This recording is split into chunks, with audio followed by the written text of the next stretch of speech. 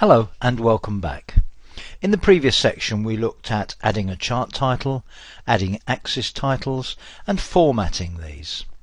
In this section we're going to look at the legend. Now the legend here lists the salespeople whose sales are represented in the chart, and there are various ways that we can both position the legend and format it.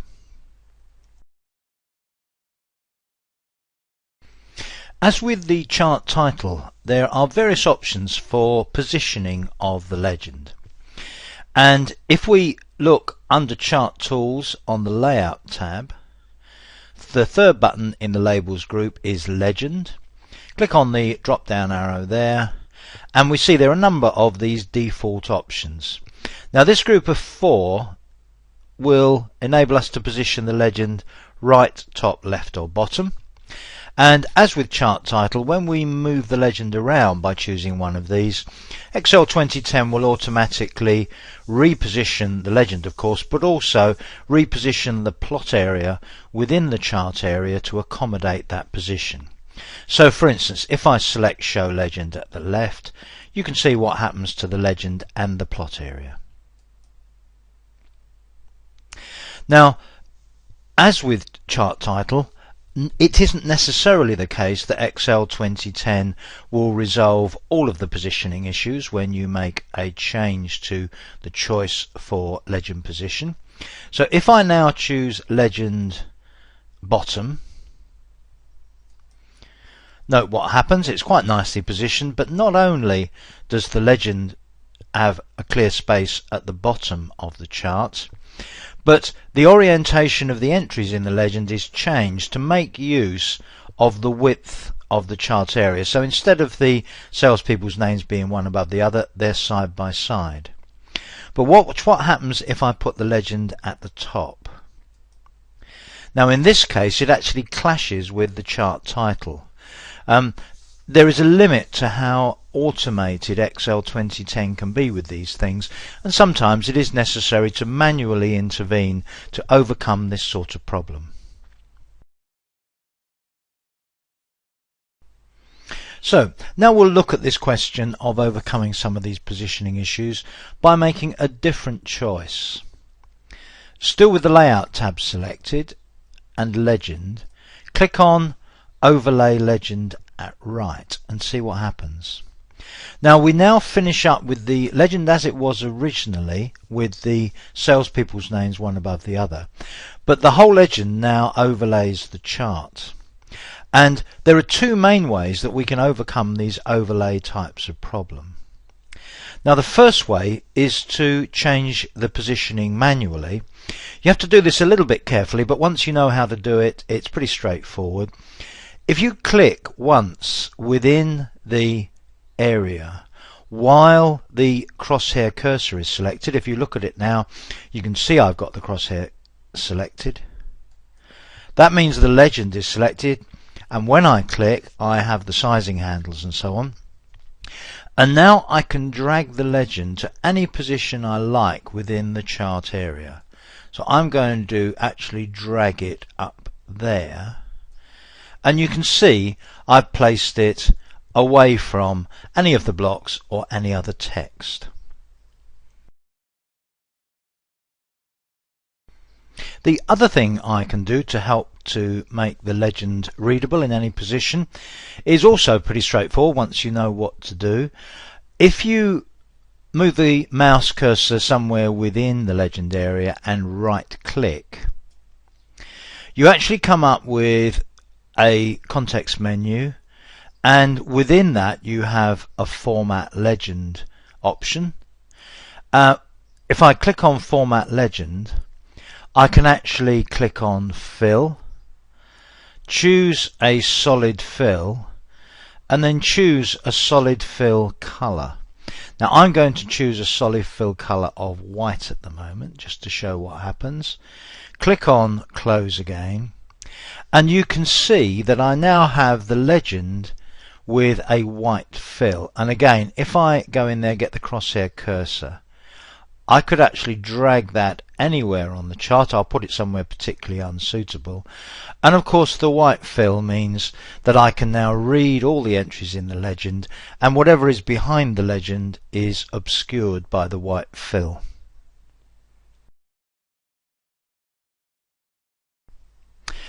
Now of course with that Format Legend dialog, I have all the full range of formatting options. So for instance, if I wanted to put a border around the legend, I could choose border color, say solid line, and then choose a color for the line. Let's stick with that red color. Perhaps change the width of the line a little, say put it up to 1.5 points. Click on close, and I've got all of the normal kind of formatting that I would need.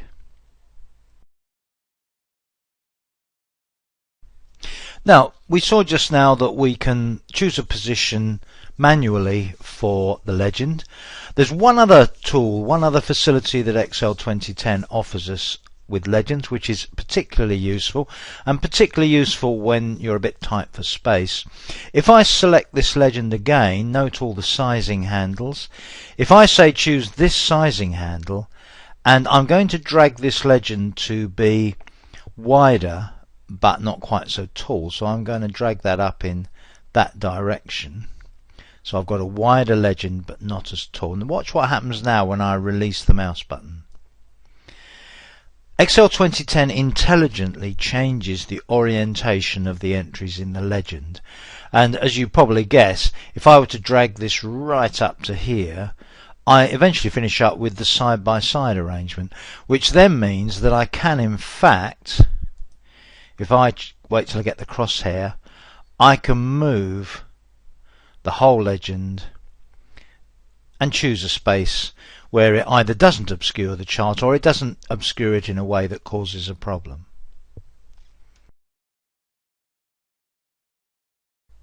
There are one or two other features of legends that we'll look at later on, but we've covered really all of the basic things that we're going to need. So let's move on now to the actual data in the chart.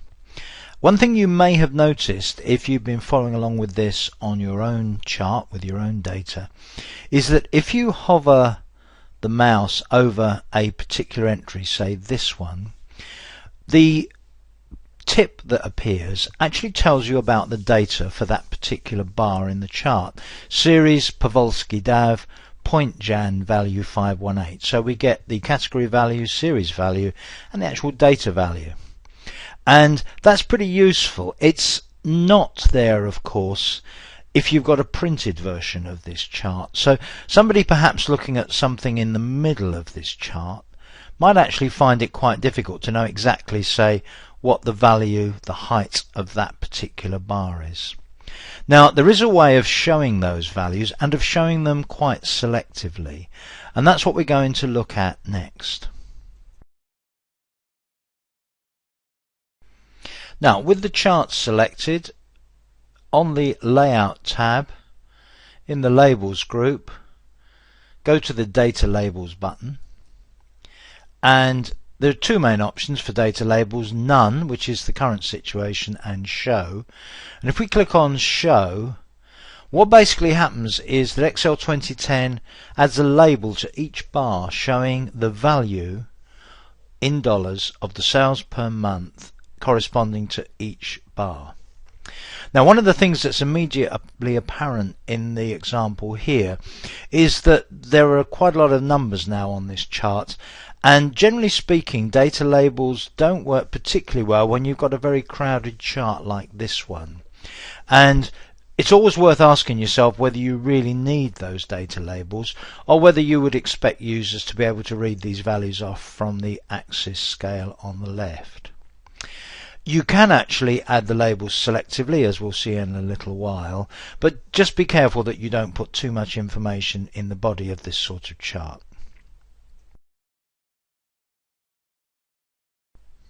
Now, to make this a little bit easier to follow, what I'm going to do is I'm going to switch the data labels off again, so switch to None, and I'm going to select just one of my salespeople, Petra Henderson, and if I right click on one of the bars for Petra Henderson, I get a context menu and I have an Add Data Labels option there. If I click Add Data Labels, what happens now, we just have the labels for that one person. Now, I'm doing that this way here just because it'll be a bit easier for you to see what I'm doing rather than having all of those numbers.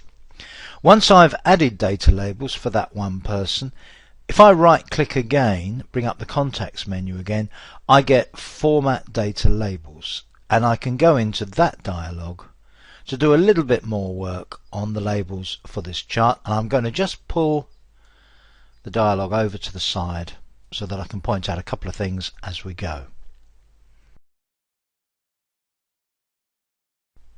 Now, within the Format Data Labels dialog, I have a number of options to choose between.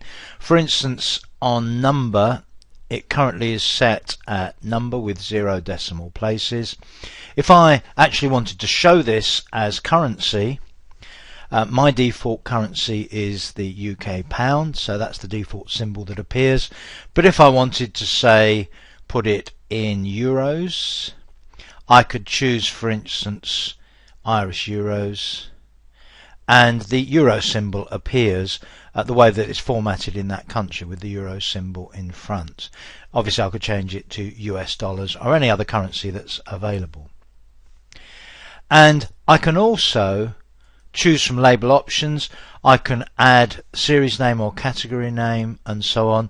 And if there are more values to show, for instance, if I wanted to include, let's say I wanted to include the series name, then the name appears and I can choose the separator between the name and the currency amount here. So plenty of options to experiment with then in terms of giving the right amount of information on each of the blocks in my chart. And finally, one other very useful option for formatting data labels is this one down at the bottom, alignment.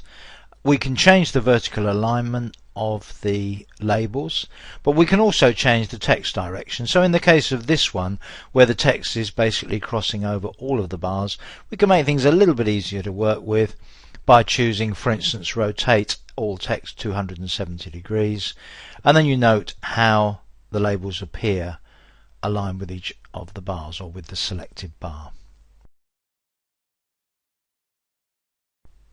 So I've removed those labels again now, and I'm back to my chart as it was before. We'll quickly look at one other very useful option here which can overcome some of the issues we get with labels and how crowded they can make a chart look, and that is to use the last option in the labels group on the layout tab, and that is the data table option. Now, the data table option, currently set at none, which is the default, offers us two options. One of them is show data table, and one of them is show data table with legend keys. Let's start with show data table. Show data table actually includes a copy of the spreadsheet data that has been used to draw the particular chart underneath the plot area and within the chart area. So you can actually see all of the numbers directly as they were in the spreadsheet. And in addition, let me change now to the other option on data table, which is show data table with legend keys. Using the legend keys, so basically the colors for the blocks in this case, you can directly relate these numbers to the content of the chart. So for instance, if I look at this month and I look at that colored chart, I can see that's Petra Henderson. I can see it's 364, so I don't actually need 364 drawn on the block. One of the advantages of using the data table with the keys is you can pretty much eliminate the need to have a legend altogether, which can save you a bit of space. So the use of a data table is a very useful option when you're looking at how to present a chart or graph. Well, that's it on this section on layout. In the final section on layout, we're going to look at axes and grid lines. So I'll see you then.